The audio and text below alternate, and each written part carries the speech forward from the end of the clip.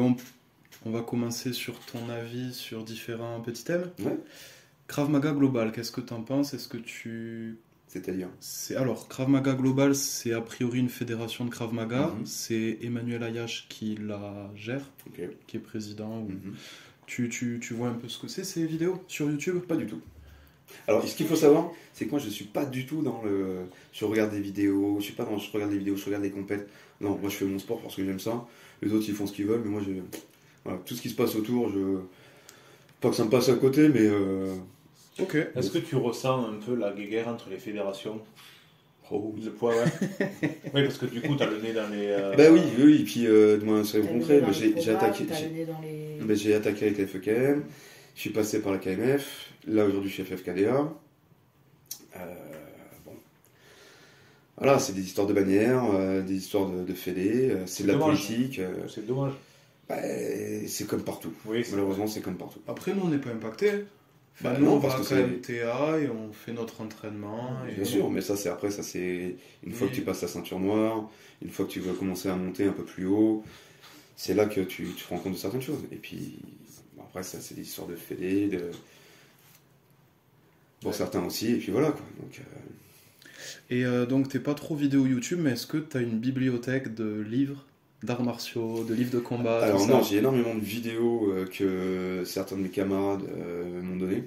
Donc tu vois, j'ai depuis des années les DVD, mais sur l'ordinateur, les DVD de Richard Douillet qu'il avait fait à l'époque. T'as pas les DVD de René Château vidéo, Non. comme Fred.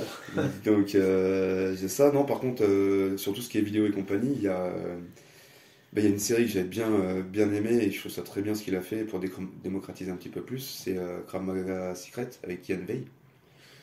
J'ai trouvé ça très bien parce que il est propre, il est très technique et il met ça sur pas mal. Du coup, lui, c'est carrément fait son headship du Krav Maga. Et tout ce qu'il balançait au départ, c'était que sur YouTube. Et je trouvais ça très cool.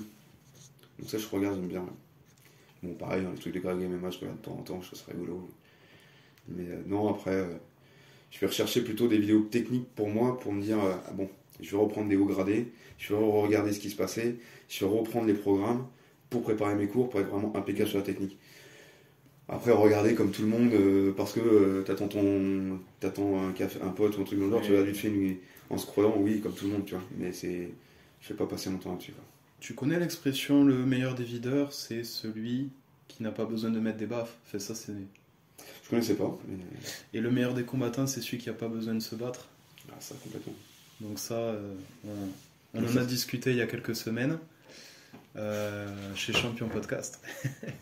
Et tu vois ce que c'est KOTS? KOTS. King of the Streets. C'est pas le truc là qu'il a fait avec Brut là? Ils ont fait un épisode sur Brut C'est là? ça. Ouais, Les combattants, ouais, Ouais. j'ai vu les 3 reportages là-dessus. Hein. Ils sont chauds les mecs, ils sont chauds. Ils aiment ça. Hein.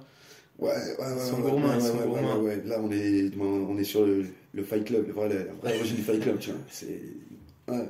Mais tu regardes d'autres... Enfin, tu t'intéresses un peu aux autres sports de combat? Pas plus que ça. Non, t'es pas genre amateur de kick ou de MMA ou je sais pas. J'ai tellement pas de temps pour moi que entre mon boulot qui me prend de plus en plus de temps parce que j'ai pris la responsabilité, le sport, et encore j'ai réduit cette année parce que ma copine m'a fait comprendre aussi qu'elle aimerait bien avoir un peu de temps avec moi. Oh, les chiens, toi.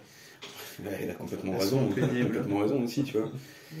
C'est aussi d'avoir un peu de vie perso, mais comme je vous disais tout à l'heure, nous on n'est que des bénévoles. Donc non, et puis je suis pas un féru de regarder les trucs, les machins. Je regarde quand vraiment j'en ai besoin ou que je veux, mais je suis pas, tu vois, comme le mec qui regarde tous les samedis soirs le match de foot ou le match de rugby, qui suit son équipe, qui... Ouais, tu vas te lever à 5h du matin pour voir l'UFC de Moi ce matin. j'aime faire du sport, j'aime ma pratique, mais c'est pas pour autant que je vais regarder tout ce qui se passe sur cette pratique ou autour de cette pratique sur les écrans, quoi. Alors, est-ce que tu peux quand même nous parler de personnalités du Krav Maga qui t'inspirent? Bah clairement Frédéric Hardy. Mon prof, bah clairement, donc faut être raisonnable, faut être honnête aussi. Hein. Je suis là aujourd'hui parce que Fred m'a pris sous son aile et m'a accompagné. Et je le remercie et je suis là aussi grâce à lui, tu vois. Des mecs, des hauts gradés, bah, c'était Jean-Pierre Demey. Jean-Pierre Demey qui était à Pau, donc ancien de la FEKM, qui a monté la KMF.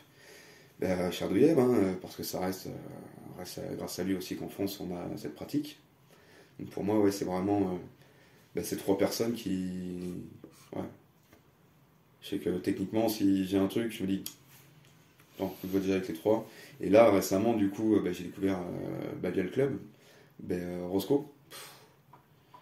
Alexandre Roscoe, du coup, il est 5e dan, donc président de la fédération Espagne. Quel monstre, techniquement. Et puis humainement, tu vois, on a tiré ensemble, il a pas arrêté de me prendre en démo avec lui là, lors du stage. Il est génial, il est humain, il est technique. Waouh. Ouais, c'était une belle rencontre. Tu as pu tourner avec plein de ceintures noires, de gradés, avec les dames, etc. Est-ce que tu sens vraiment la différence entre je sais pas, un 4e dan et Alexandre Roscoe? Non, la question est mal posée. Tu devrais plutôt dire, est-ce que tu vois la différence entre un mec comme moi, genre un 2e dan, et un 4e dan? Oui, là tu vois clairement la différence. Il y a cette fameuse sagesse dont vous me parliez tout à l'heure, c'était du sport qui est vraiment présente. Le détail, le côté minutieux. Et puis tu as 7 ans de pratique en plus. Oui, c'est ça. Entre les écarts pour pouvoir passer tes dames sont proportionnels justement aux dames. Donc entre un mec qui va être ceinture noire 2e dan et un mec 4e dan, je crois il y a 7 ans, c'est ça? Entre la première et la deuxième, tu attends 2 ans, entre la deuxième et la troisième, tu attends 3 ans, entre la troisième et la quatrième, tu attends 4 ans, et ainsi de suite. Donc voilà, 7 ans de pratique, forcément ça se... Oui, et puis en général, plus tu montes, et là surtout quand on tombe sur des mecs comme ça, les mecs qui sont dans leur club, ils sont dans la fédé, directeur technique... Mais c'est des monstres.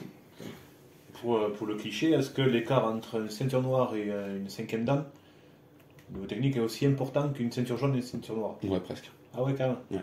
Moi, je les vois juste, tu vois, entre ma première dan et ma 2e dan, déjà, j'ai eu un déclic. Là, je vois, du coup, ça fait 3 ans que j'ai passé ma 2e dan. J'ai eu encore un autre déclic, techniquement. C'est ouf de se dire que tu arrives encore à avoir des déclics...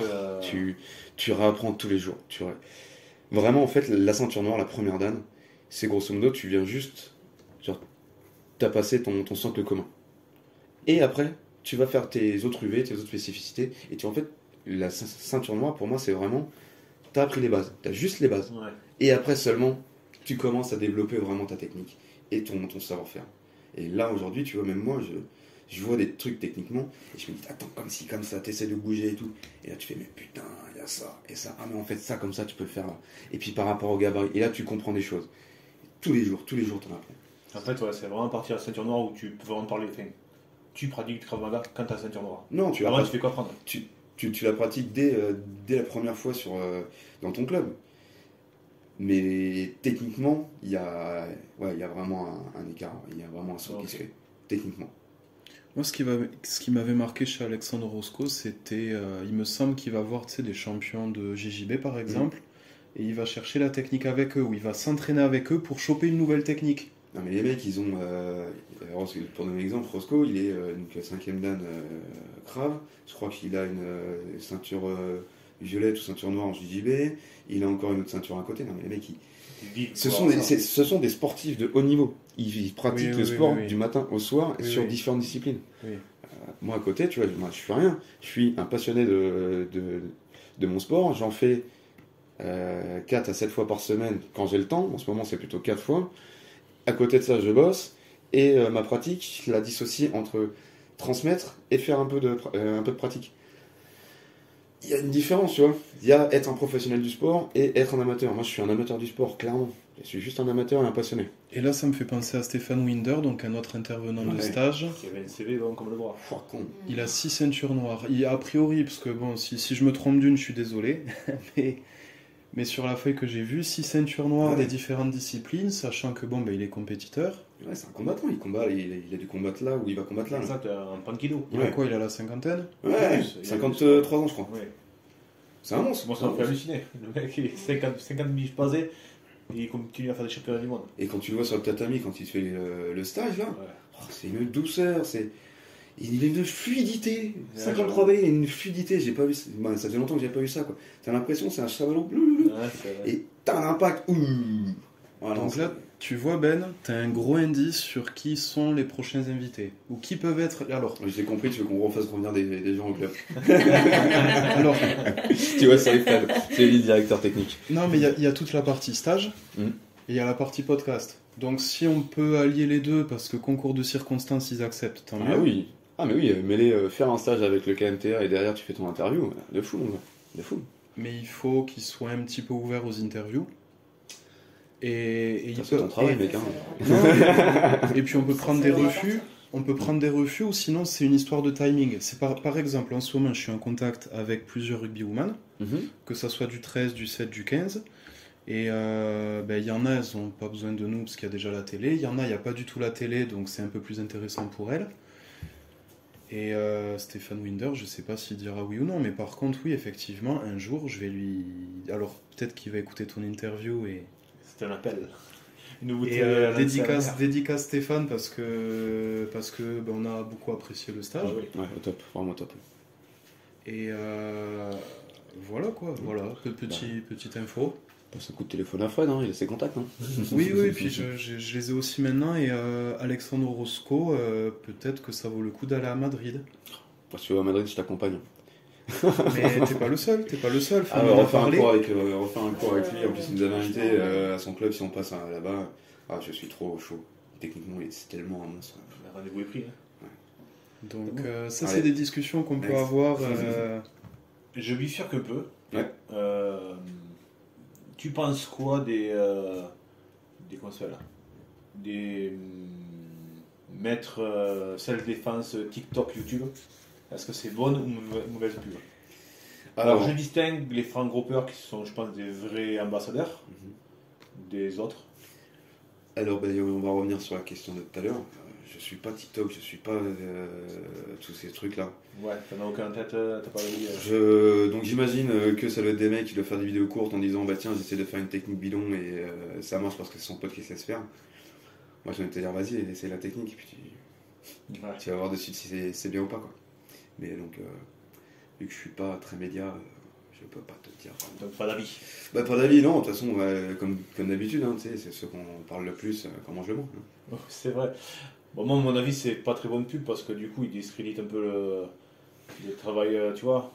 Bah oui, mais bon, tu vois, c'est pour te donner un autre exemple, c'est pas parce que tu fais du cyclisme que forcément tu te dopes. Mais pourtant, tu dis cycliste, tu vas au dopage. C'est vrai. Voilà. Après, il y a des mecs qui ont quelque chose à transmettre.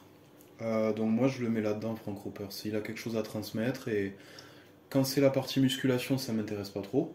Parce que voilà. Mais la partie Penchak-Silat, Fred il l'a croisé et ils avaient des infos à s'échanger par exemple. Non mais je pense que Frank Roper c'est un vrai ambassadeur de la self-défense, c'est un mec qui sait de quoi parler. parle. Tu pensais à d'autres, tu pensais à d'autres. Non, qu'on soit d'accord, Frank Roper, je pense que c'est une bonne pub. Je pense qu'il maîtrise son sujet, je pense que de ce dont il parle, c'est crédible. Mais j'ai d'autres images, je connais pas les noms, mais tu vois, j'en avais vu passer quelques-uns où il t'inventait des trucs. Ouais. Et il a un long CV aussi, Ropers. Enfin, il y a plusieurs ceintures noires, il me semble, mais plusieurs disciplines, plusieurs.